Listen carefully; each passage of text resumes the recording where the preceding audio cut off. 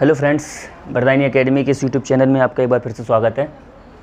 जैसा कि आपको पता है कि ये उत्तर प्रदेश स्पेशल क्लास है और आज का जो हमारा टॉपिक है उत्तर प्रदेश की प्रमुख नदियाँ।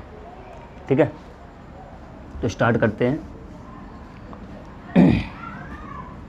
तो पहले तो भारत की प्रमुख नदियों में जैसे कि ब्रह्मपुत्र नदी तंत्र और गंगा नदी तंत्र और ब्रह्मपुत्र गंगा सिंधु नदी तंत्र इस तरह पढ़ने पड़ेंगे। फिर हमें प्रायद्वीपीय नदियों के बारे में पढ़ना पड़ेगा। तो ये हमारा भौगोलिक जो भारत का भौगोलिक क्षेत्रफल वाला जो टॉपिक होगा ना, भौगोलिक जलवायु है, इस तरह से मतलब कह सकते हैं जब हम लोग भारत के लेवल से पढ़ेंगे तो वहाँ पे ये सारी नदियाँ पढ़ाई जाएंगी। जब हम सिर्फ उत्तर प्रदेश के बारे में पढ़ रहे हैं तो सिर्फ हम उत्तर प्रदेश की ही नदियाँ देखेंगे। बात तो आ नहीं रही, ठीक है। तो स्टार्ट करते हैं नदियाँ। तो पहली हेडिंग हो जाएगी नदी।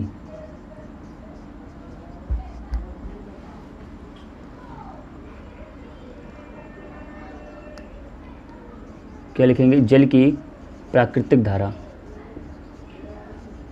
जल की प्राकृतिक धारा क्या कहलाती है? नदी कहलाती है।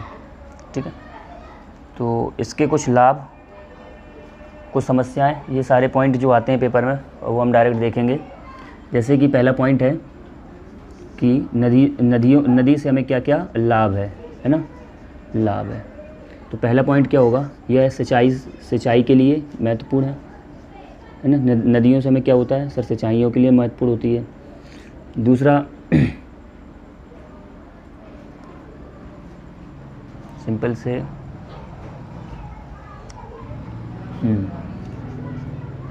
पीने योग्य जल प्रदान करती हैं। तीसरा होगा जल विद्युत परियोजना बनती हैं, है ना। जल विद्युत परियोजना, इस चीज़ को आप याद रखेंगे। चौथा क्या होगा? उपजाऊ भूमि देती हैं। उपजाऊ भूमि ये कैसा होता है? उपजाऊ भूमि मतलब कोई क्षेत्र है, अगर किसी क्षेत्र से निकट से अगर कोई नदी बह रही है तो उसके आसपास का जो दोआब क्षेत्र हो जाता है ना, वो कैसा हो जाता है? उपजाऊ भूमि। मतलब यहाँ पे कैसी मिट्टी होगी? खादर मिट्टी होगी। खादर होगी और कैसी होगी? जलोढ़ होगी, जो किसी भी खेती के लिए मुख्य हो जाएगी, है ना। तो जलोढ़ मिट्टी।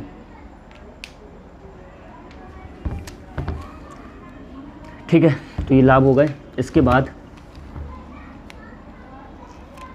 कुछ समस्याएं हैं जो नदियों के लिए बहुत मुख्य हैं। ठीक है, तो उसको भी देखेंगे। समस्या, थोड़ा पंखा चला लो, एसी से तो एसी काम नहीं कर रही क्या? ठीक है, दो प्रकार की समस्या हैं। एक तो होगी सर प्रदूषण वाली और दूसरी क्या होगी? आपकी विवाद। विवाद। ठीक है, तो ये भी नदियों को लेकर कुछ समस्याएं हैं। तो प्रदूषण को लेके, है ना, जैसे कि जो सीवेज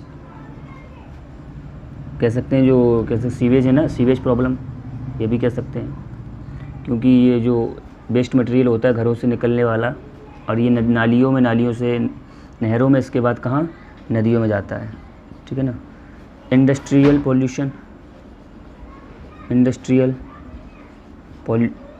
प्रॉब्लम ऐसे भी लिख सकते हैं। फैक्ट्रियों से निकलने वाला जल, है ना। और एक आध और होंगे, प्लास्टिक पॉल्यूशन।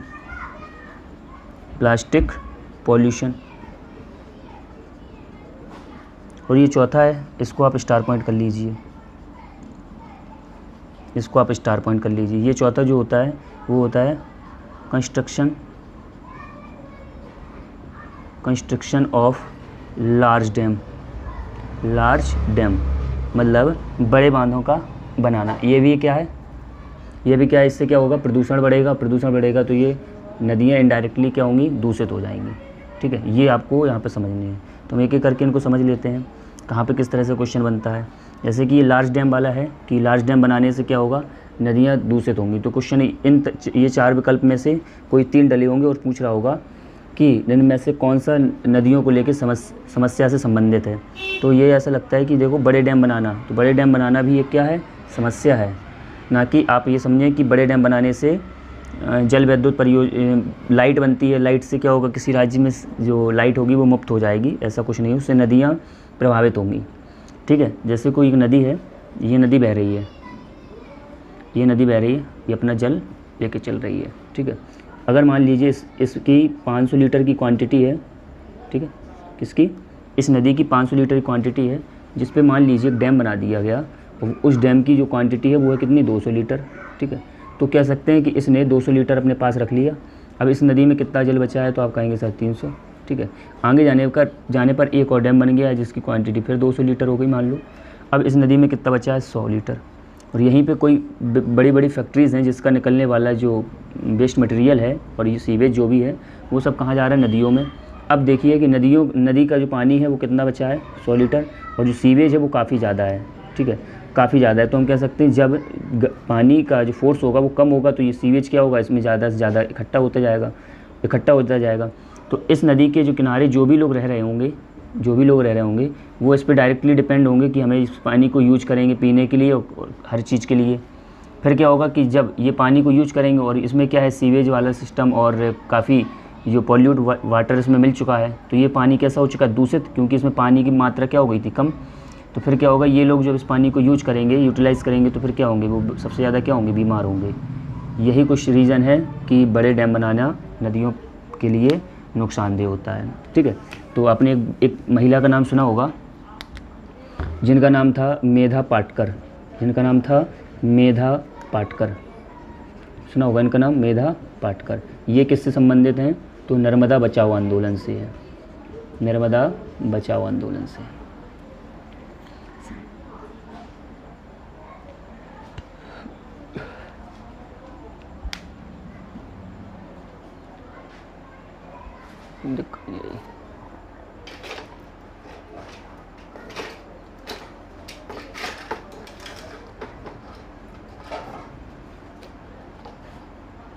बंद हो गई है,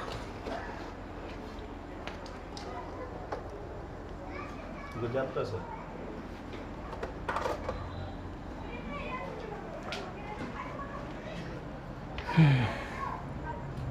ठीक है, तो नर्मदा बचाओ आंदोलन से संबंधित महिला कौन सी, मेधा पाटकर। इन्होंने क्या किया था, एक जो अगर हम इसको डायग्राम से समझाएं तो ये मान लीजिए भारत का ये प्रायद्वीपीय पठार है, प्रायद्वीपीय भाग है, यहाँ से एक जो नदी निकलती जिसका नाम क्या है, नर्मदा। ठीक है, तो यहाँ पे क्या हुए, तो विभिन्न प्रकार के डैम बनाने की परियोजना आई थी जिसको लेकर सरकार ने कदम उठाए थे कि हम यहाँ पे क्या बनाएंगे, डैम बनाएंगे। तो मेधा पाटकर ने क्या कहा था कि यहाँ पे डैम नहीं बनेंगे इस नदी पे, अगर डैम बनेंगे तो ये जो किताबों में लिखा होता है कि इससे क्या होगा, पॉल्यूशन जैसी बीमारी, पॉल्यूशन बढ़ेगा और फिर क्या होगा, जो लोग इस नदी से आश्रित हैं और फिर वो सारे बीमार होंगे और पानी की प्रॉब्लम बढ़ती जाएगी। तो इसको लेके मेधा पाटकर ने कदम उठाए और बढ़ चढ़ के फिर लोगों ने हिस्सा लिया और ये नर्मदा पर क्या हुआ, फिर डैम नहीं बना। उन्होंने कहा अगर आपको डैम बनाना है तो इसको आप बिल्कुल लास्ट में जाके बना सकते हैं। तो ये गुजरात में इस नदी पर एक बांध बनाया गया जिसे क्या कहा गया, सरदार सरोवर बांध, सरदार सरोवर बांध। तो ये तो सबको पता है सरदार सरोवर बांध किस नदी पर है, नर्मदा नदी पर है। ठीक है, इस चीज़ को ध्यान रखेंगे।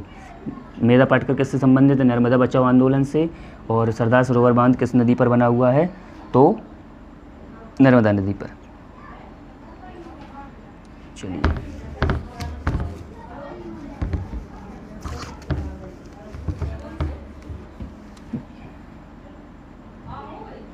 इसके बाद है विवाद। समस्या में दूसरा पॉइंट क्या था, विवाद। विवाद क्या था, विवाद सर देखो सबसे ज़्यादा इम्पोर्टेंट क्या होता है विवाद में कि सर जल का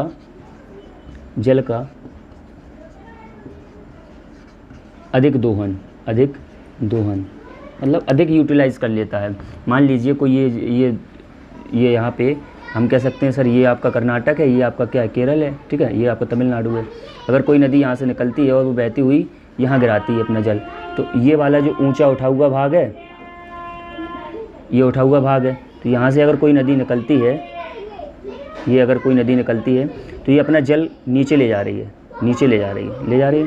तो यहाँ पे जो ये राज्य सरकार है वो चाहेगी कि यहाँ पे क्या बना लिया जाए, इस पानी का ज़्यादा से ज़्यादा यूटिलाइज़ कर लिया जाए।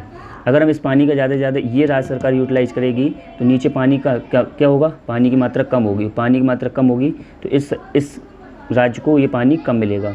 तो क्या होता है कि ये जल का विवाद भी हो जाएगा कि नहीं, कि एक नदी जो एक प्राकृतिक जलधारा है तो जिस पे बराबर का हक होना चाहिए, जिसको लेके कोई एक राज्य सरकार चाहती है कि मैं इस पानी को ज़्यादा से ज़्यादा यूटिलाइज़ करूँ, मैं दूसरे राज्य को नहीं दूँ, तो ये वो कई प्रकार के डैम बना लेते हैं और कई प्रकार के ऐसे सोर्स बना लेते हैं जिससे क्या हो इस पानी का ज़्यादा से ज़्यादा यूटिलाइज़ करें, तो पानी नीचे नहीं जा पाता है जिसे दूसरे राज्य को देना होता है। तो इसको लेके क्या होता है, विवाद हो जाता है। ठीक है, तो हम कह सकते हैं कि जल का अधिक दोहन मतलब कोई एक राज्य किसी पानी का ज़्यादा से ज़्यादा उपयोग कर लेता है और दूसरे को वो नहीं मिलता है। तो ये विवाद किस तरह से होता है, दो प्रकार से होता है। एक तो होता है राज्य का राज्य से, एक कैसा होता है, एक राज्य का होता है राज्य से, और दूसरा होता है देश का देश से, देश का देश से। जैसे कृष्णा कावेरी नदी को लेकर विवाद है, ठीक है। और अगर हम देश में बात करें, तीस्ता नदी को लेकर गंगा आपका भारत और बांग्लादेश को लेकर विवाद है, ये दो देशों के बीच नदी को लेकर विवाद है।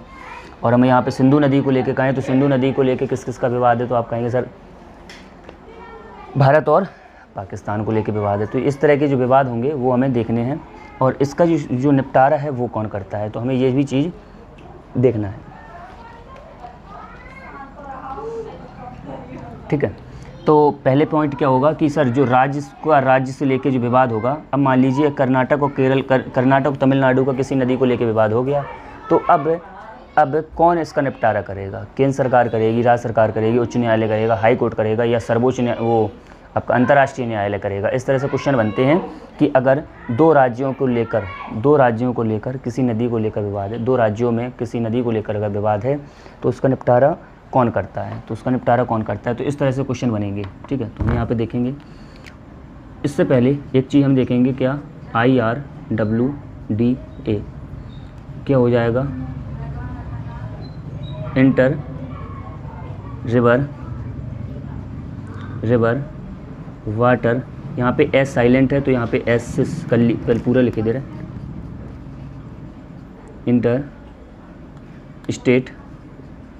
इंटर स्टेट आर से आपका हो जाएगा, इंटर स्टेट आर से हो जाएगा आपका रिवर वाटर डिस्ट्रीब्यूशन एक्ट, अंतर्राज्यीय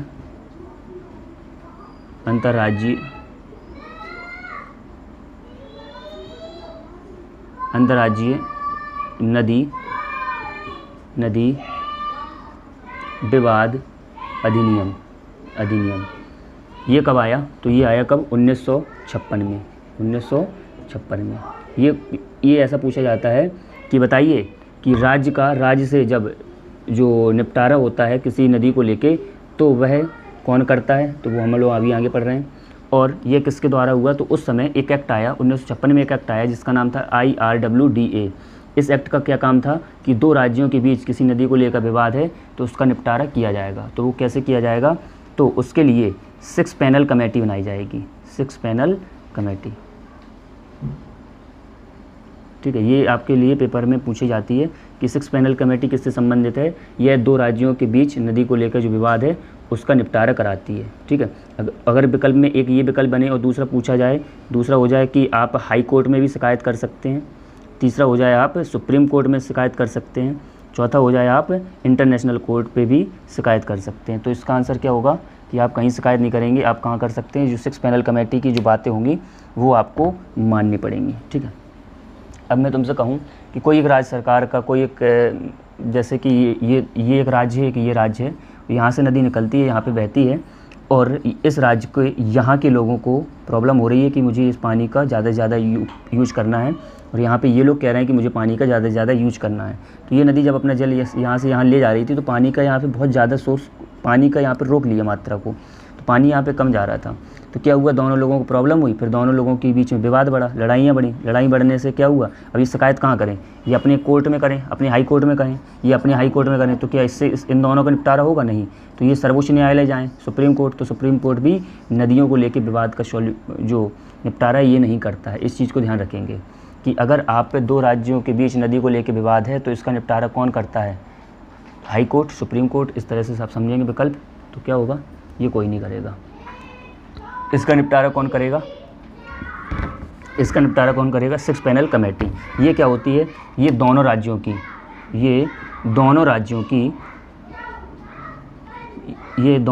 की तीन प्रमुख मेंबरों का ग्रुप होता है।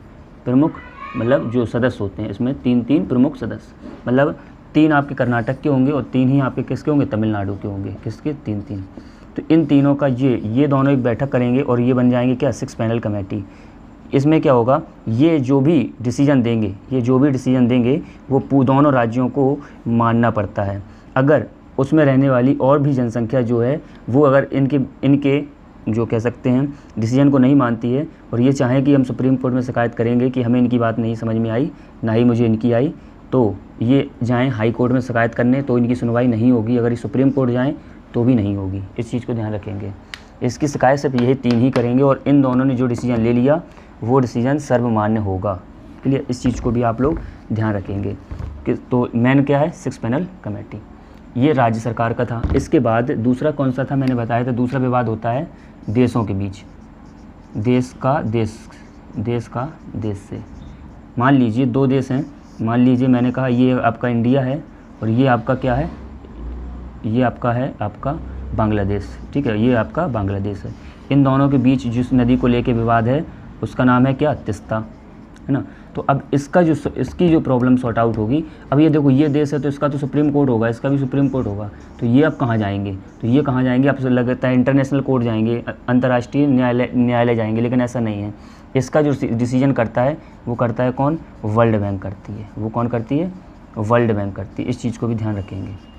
कौन करती है? World bank. इस चीज़ को ये पेपर में बन जाते हैं कि अभी ऐसा लगता है वर्ल्ड बैंक और ये नदियाँ और न्यायालय शिकायत, तो यहाँ पे ये चीज़ गलत समझते हैं, लेकिन नहीं, इसका आंसर क्या होगा? World bank. अगर 2 देशों के बीच नदी को लेकर विवाद है तो इसका जो निपटारा है वो कौन करेगी? वर्ल्ड बैंक करेगी, ठीक है। तो यहाँ पे हमें लगता है सबको समझ में आ गया होगा, ठीक है। आगे बढ़ते हैं।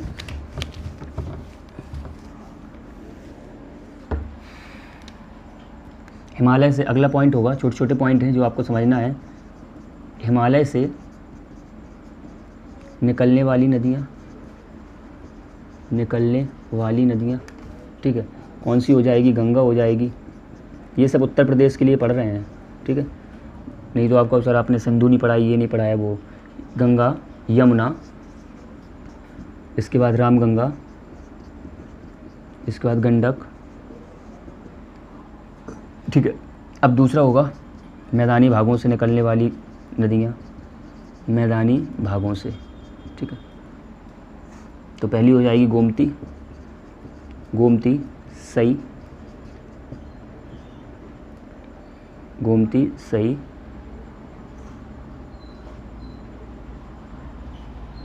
रिहंद,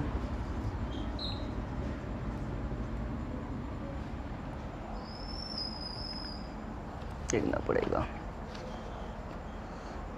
वरुणा और पांडो, ठीक है। ये आपकी मैदानी भागों से। अब आता है क्या? दक्षिण के पठार से निकलने वाली, दक्षिण के पठार से, ये नीचे से जाती हैं। फिर हम अभी समझाएं क्वेश्चन किस तरह से बन जाता है, ठीक है।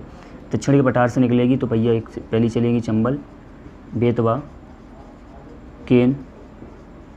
ये दक्षिण पठार मतलब दक्षिण पठार से नहीं, दक्षिण पठार की ओर से निकलती है ना, तो उस तरह से क्वेश्चन बन जाता है, ठीक है। टोंस, कन्हार और आपकी हो जाएगी फिर से रिहंद, 2 बार है रिहंद, ठीक है।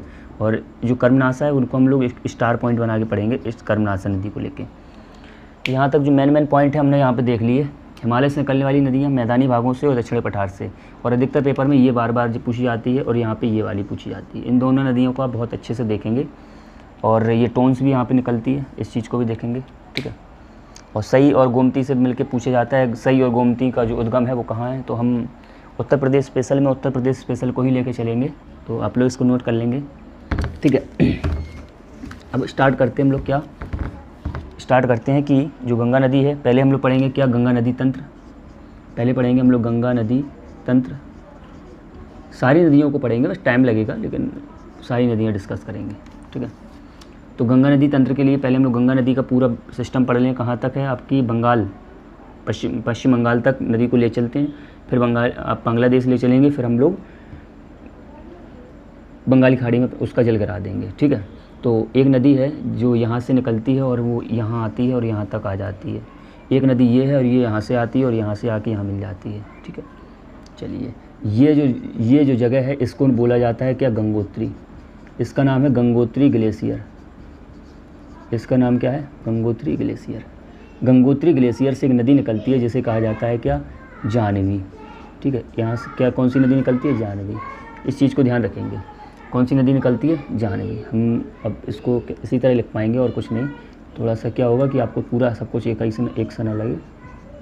गंगोत्री से निकलती कौन सी, जाह्नवी। थोड़ी सी ये नदी आगे चलती है, चलते ये एक स्थान पे पहुंचती है। इस स्थान का नाम क्या है, गोमुख। एक स्थान का नाम क्या है, गोमुख, ठीक है, गोमुख। अब ये यहाँ पे पहुँच गई है, ये कौन सी जगह है। अब इस जाह्नवी को यहाँ पे क्या कहा जाता है, तो आंसर हो जाता है सर भागीरथी। क्या कहा जाता है इसे, भागीरथी। तो क्वेश्चन पूछा जाता है कि गंगा नदी कहाँ से निकलती है, तो आंसर होगा गंगोत्री ग्लेशियर से। गंगा नदी को गंगोत्री ग्लेशियर से निकलने पर किस नाम से जाना जाता है, जाह्नवी। जाह्नवी गोमुख तक पहुँचती है और उसे फिर किस नाम से जाना जाता है, भागीरथी। और भागीरथी गोमुख से कुछ ही कदम आगे चलती है या कुछ किलोमीटर आगे ही चलती है कि एक जगह पहुँचती है जिसका नाम है गोविंद प्रयाग। क्या नाम है, गोविंद प्रयाग। इसका नाम क्या, गोविंद प्रयाग। और गोविंद प्रयाग यहाँ से एक नदी निकलती है और ये आके गोविंद प्रयाग में आके क्या हो जाती है, मिल जाती है। इस नदी को बोला जाता है क्या, भीलांगना। क्या नाम है इसका, भीलांगना, ठीक है। और ये मिल किस में रही है, तो हम इस नदी का नाम क्या है, भागीरथी। ये मेन नदी कौन है, भागीरथी है, ठीक है। इसको हम लोग थोड़ा सा यहाँ पे अच्छा कर ले रहे हैं कि आपको समझ में आएगा।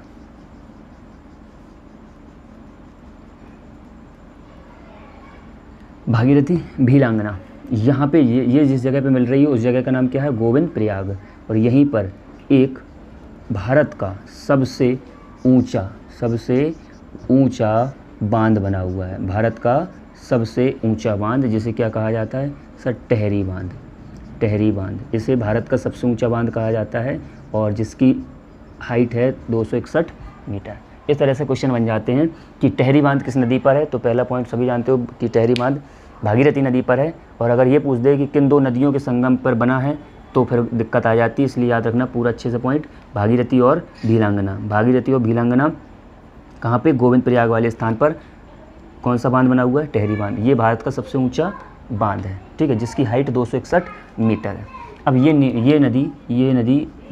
नदी आगे चलती है और चलते इस जगह पे पहुंच जाती है, इस जगह पे। तो हम कह सकते हैं ना, इस नदी को सर अभी क्या बोला जाएगा, भागीरथी बोला जाता है। भागीरथी तो है, ठीक है। चलिए, अब हम लोग चलते हैं इस नदी को लेकर, इस नदी पे चलते हैं, ठीक है। तो यहाँ पे तो गंदा हो जाएगा ना।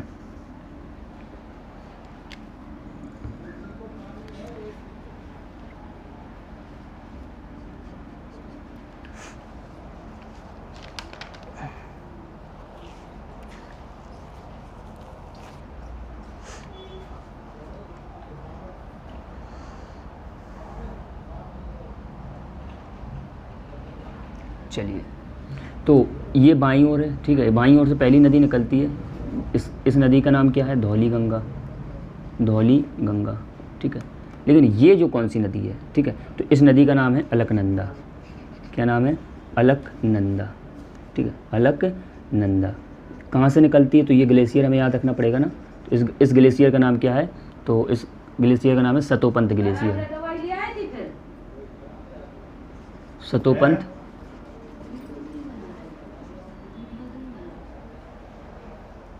सतोपंत ग्लेशियर, ठीक है। सतोपंत ग्लेशियर से कौन सी नदी निकलती है, अलकनंदा, ठीक है। और ये नदी चलते चलते यहाँ पे पहुँचती है। ये कौन सी जगह है, यहाँ पे कौन सी नदी मिल जाती है, धौली गंगा। और ये धौली गंगा जिस स्थान पे मिलती है इसे बोला जाता है विष्णु प्रयाग।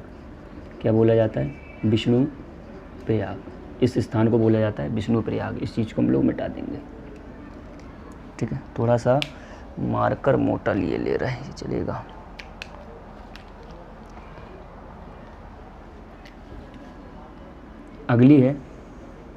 अगली नदी है, इसे बोलते हैं हम लोग क्या, नंदाकिनी नदी। नंदाकिनी नदी। ये कहाँ पे मिलती है? इसे बोलते हैं क्या? नंद प्रयाग। इसे बोलते हैं क्या? नंद प्रयाग। नंद प्रयाग में कौन सी नदी मिलती है? नंदाकिनी नदी मिलती है, ठीक है ना। अगली नदी है इसे बोलते हैं क्या? पिंडार नदी। पिंडार नदी, ठीक है। और ये कहाँ पे मिलती है? तो आपकी मिलती है ये कर्णप्रयाग पे। क्या हम कहाँ मिलती है? कर्णप्रयाग पर। ये स्थान कौन सा है? कर्णप्रयाग। ये कौन सा है? नंद प्रयाग। और ये कौन सा है? विष्णु प्रयाग, ठीक है। और ये नदी यहाँ पे, ये जो स्थान है इसे बोलते हैं क्या? देवप्रयाग। इसे क्या बोलते हैं? देवप्रयाग। हम इसको लिखवा भी देंगे, आप लोग वहाँ पे दिक्कत नहीं होगी। देवप्रयाग। देवप्रयाग में ये कौन सी नदी चल रही है? आपको पता है ये सर अलकनंदा है। अलकनंदा है। और ये कौन सी है? भागीरथी है। भागीरथी और अलकनंदा जब एक स्थान पर मिलेंगी इसे बोलेंगे हम लोग क्या? देवप्रयाग। कौन है?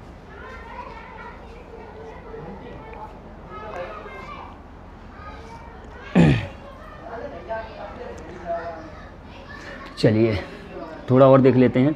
ये जहाँ से निकलती है इसे बोलते हैं हम लोग माना ग्लेशियर। ये जैसे आपने सुना होगा माना ग्लेशियर है। और माना क्या है? दर्रा भी है, ठीक है। ये है जो निकलती है त्रिशूल ग्लेशियर से, त्रिशूल हिमनद से, ठीक। ये चीज़ याद रखना। ये कभी कभी पूछ लेता है कि नंदाकिनी का उद्गम स्थल क्या है, पिंडार नदी का क्या है, मना ग्लेशियर का क्या है, ठीक है। अगला जी है, ये है आपकी पिंडारी से निकलती है, पिंडारी हिमनद से, पिंडारी हिमनद से, पिंडारी हिमनद से। यहाँ पे एक चीज़ देखो, अब यहाँ पे स्टार पॉइंट करके लिखें ये चीज़ क्या है? यहाँ पे आपकी क्या है? बद्रीनाथ है, बद्रीनाथ है। तो पेपर में जब पूछा जाता है बद्रीनाथ ये जो स्थान है ना वो किस नदी पर है, तो आपका आंसर होगा अलकनंदा। थोड़ा बहुत और क्लोज पूछेगा तो पूछेगा क्या? विष्णु प्रयाग। इस चीज़ को ध्यान रखेंगे। यहीं पर एक और नदी निकलती है जो इसके दाईं ओर से जाती है, सबसे नीचे मिल जाती है, सबसे नीचे मिल जाती है। और इस नदी को बोला जाता है क्या? मंदाकिनी। नंदाकिनी और मंदाकिनी, ये लास्ट नदी है। ये कौन सी है? मंदाकिनी, ठीक है। और ये कहाँ मिल जाती है? इस स्थान पर। थोड़ा सा मैं कंफ्यूज हो रहा था इसलिए थोड़ा सा देखना पड़ा है, ठीक है। और ये जो स्थान है इसे बोला है रुद्रप्रयाग, रुद्रप्रयाग, ठीक है। और इस ग्लेशियर का जो नाम है वो है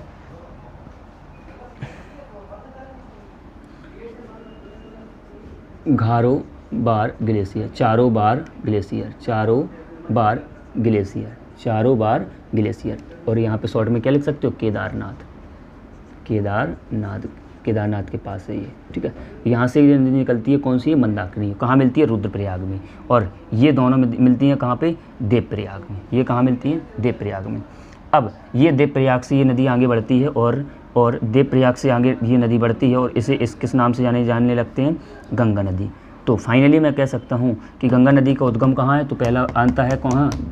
गंगोत्री ग्लेशियर, जिसे जाह्नवी के नाम से भी जाना जाता है, भागीरथी को भी जाह्नवी के नाम से जाना जाता है। तो मैं कह सकता हूँ कि आपसे अगर क्वेश्चन पूछे चार में से कि निम्न में से कौन गंगा का नाम नहीं है, तो आप जाह्नवी पे मत लगा देना कि जाह्नवी नहीं है, जाह्नवी है, क्योंकि आप गंगोत्री ग्लेशियर पढ़ते हैं, ठीक है। इस चीज़ को भी आप ध्यान रखेंगे। चलिए, तो और भी जो भी पॉइंट हैं उनको हम देखते हैं। अब ये गंगा नदी आगे बढ़ती है उत्तराखंड में, आगे बढ़ते बढ़ते देवप्रयाग के बाद पहला जो स्थान पड़ता है इसे बोलते हैं क्या? ऋषिकेश। इसे बोलते हैं क्या? ऋषिकेश। ऋषिकेश के बाद ये अगली स्थान क्या होता है? ये आता है हरिद्वार। ये भी कभी कभी पेपर में सीक्वेंस पूछता है कि देवप्रयाग, ऋषिकेश, हरिद्वार और बिजनौर, और फिर इसको सीक्वेंस पलटेगा तो ऋषिकेश और हरिद्वार को बदल देता है। तो हम पहले कहेंगे सर देवप्रयाग आता है, देवप्रयाग के बाद आता है ऋषिकेश, के बाद आते हैं हरिद्वार, हरिद्वार के बाद आती है क्या? हरिद्वार के बाद ये उत्तर प्रदेश आ जाता है, ये आ जाता है यूपी। और यूपी के ये सबसे पहला जो ज़िला है वो कौन सा हो जाएगा? मैं यहाँ पे लिख दे रहा हूँ, ये आ जाएगा सर आपका बिजनौर। तो कह सकते हैं उत्तर प्रदेश के बिजनौर से सबसे पहले गंगा नदी प्रवेश करती है। गंगा नदी क्या करती है? प्रवेश करती है। कहाँ से? बिजनौर से। तो यहाँ पे हमने ये सारे क्वेश्चंस को देखा। तो अब यहाँ पे 2 स्टार पॉइंट वाले पॉइंट क्या होंगे कि अलकनंदा को बहु नदी भी कहते हैं, बहु, और भागीरथी को सास, ठीक है। तो ये क्वेश्चन बना है पेपर में कि सास बहु नदी का संगम कहाँ है, तो आंसर होगा देवप्रयाग में है। इस चीज़ को भी ध्यान रखेंगे, सास बहू नदी भी इसको कहा जाता है। ठीक है, एक बार हम लोग पूरा रिवीजन कर लेते हैं 1 मिनट के लिए, बिजनौर तक पूरा हमें समझ में आ जाए कि ये गंगा नदी किस तरह से बनी है और उत्तर प्रदेश में कैसे पहुंची है। ठीक है, तो स्टार्ट करते हैं। पहला है सर, एक नदी थी जो गंगोत्री ग्लेशियर से निकलती है और वह नीचे की ओर चलती है, दक्षिण की ओर चलती है, दक्षिण की ओर, दक्षिण से फिर कहाँ जाएगी, पूरब की ओर जाएगी, है ना। ये दक्षिण की ओर चलती है और गंगोत्री ग्लेशियर से एक नदी निकलती है जिसे जानवी कहा जाता है। जानवी सर कुछ ही किलोमीटर आगे चलकर गोमुख पर पहुँचती है और गोमुख में इस नदी को सर भागीरथी नाम से जाना जाता है। और फिर यह नदी सर थोड़ी और नीचे चलती है कि ये वहीं उसके कह सकते हैं कि राइट मतलब दाएं से एक नदी आती है भीलांगना, जो गोविंद प्रयाग नामक स्थान पे जाके भीलांगना भागीरथी से मिल जाती है। और यहाँ पे एक बांध बनाया गया है जिसे टहरी बांध कहा गया है। टहरी बांध बना हुआ है ना, ये सब हम लोग जानते हैं। और ये टहरी बांध बना हुआ है। फिर इसके बाद ये नदी नीचे चलती है जिसे भागीरथी कहा गया है और ये जाके देवप्रयाग एक उत्तराखंड में स्थान है, वहाँ जाके रुक जाती है। क्योंकि अभी हमने दूसरी तो पढ़ी नहीं, जब तक तो हम रोकेंगे ना। यहाँ पे मेन एक नदी है सर जिसका नाम है क्या आपका सर, अलकनंदा। ये अलकनंदा सर नीचे की ओर चलती है, जिसमें सर सबसे पहली जो नदी मिलती है वो मिलती है कौन सी, धौली गंगा। इस चीज़ को भी याद रखेंगे, धौली गंगा सबसे पहली है, दूसरी नंदाकिनी है, तीसरी पिंडारी है, चौथी मंदाकिनी। इस चीज़ को भी देखेंगे आप। कभी कभी अगर सीक्वेंस पूछ लिया कि ऊपर से नीचे की ओर, तो थोड़ा सा आप लोगों को समझना पड़ेगा कि कौन सा पॉइंट सही होना चाहिए। तो अलकनंदा के बाद धौली गंगा कहाँ से मिलती है, माना ग्लेशियर से निकलती है और ये कहाँ मिलती है, आपकी मिलती है विष्णुप्रयाग में। विष्णुप्रयाग के पास ही एक इसी अलकनंदा नदी के तट पर स्थित है क्या, बद्रीनाथ। थोड़े और नीचे चलते हैं कि ये आ जाता है नंदप्रयाग से क्या मिलता है हमें क्वेश्चन, कि नंदाकिनी नदी जो एक त्रिशूल हिमनद से निकलती है और जाके कहाँ मिल जाती है, उत्तराखंड के अलकनंदा नदी पे, और उस स्थान का नाम क्या है, नंदप्रयाग। और फिर अगली नदी है पिंडारी नदी, और पिंडारी हिमनद से पिंडार नदी, और ये जाके कर्णप्रयाग पे मिल जाती है। और ये नदी थोड़ी और आगे बढ़ती है कि चारों बार ग्लेशियर से एक मंदाकिनी नाम की नदी निकलती है जो केदारनाथ स्थित है, और यहीं से ये जाके रुद्रप्रयाग नामक स्थान पर मिल जाती है। और फिर ये नदी आगे फाइनली बढ़ती चली जाती है और ये कहाँ पे, देवप्रयाग में जाके भागीरथी से मिल जाती है। और ये दोनों का संगम क्या हो जाता है, गंगा। तो अगर पूछा जाए गंगा किन 2 नदियों से मिलकर बना है, तो भागीरथी और अलकनंदा। तो हम इस चीज़ को आप लोग एक बार स्क्रीनशॉट कर लीजिए। स्क्रीनशॉट करने के बाद हम इस चीज़ को सभी को लाइन से लिख लेंगे। ठीक है, लाइन से लिख लेंगे। ठीक है,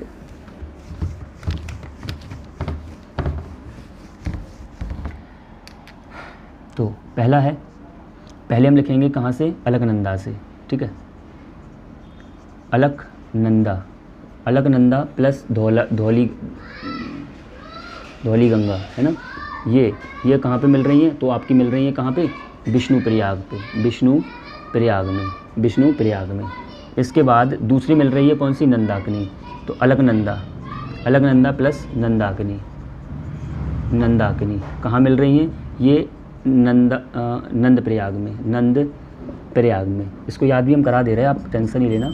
ये है अलकनंदा प्लस आपकी कौन सी हो जाएगी, पिंडार नदी कहाँ मिल रही है, ये पिंडारी आपका मिल रही है ये कर्णप्रयाग पे।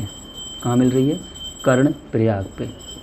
अगला है, चौथा है आपकी मंदाकिनी, अलकनंदा प्लस मंदाकिनी। इसको हम पूरा इसलिए लिख रहे हैं क्योंकि ये कॉमन है, ये कॉमन नहीं है। ये कहाँ मिल रही है सर, रुद्रप्रयाग में। इसके बाद सर भागीरथी